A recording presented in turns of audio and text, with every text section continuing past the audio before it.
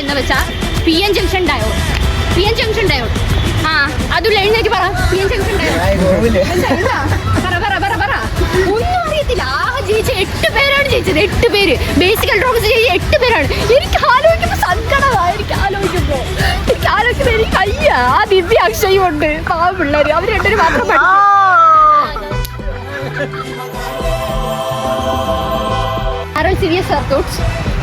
ശരി. ഇതവിടെ എന്താണ് ചെയ്യുന്നത്? എന്തിനാണ് നിങ്ങൾ രാവിലെ എന്നെ ഇങ്ങനെ കഷ്ടപ്പെടുത്താൻ വരുന്നത്? ഏന്നില്ല പോയി ക്ലാസ് കയറണം. അടിക്കൂ ക്ലാസ് ടോപ്പറിന് ഇരിക്കട്ടെ 2 അടി മണക്കട്ടെ.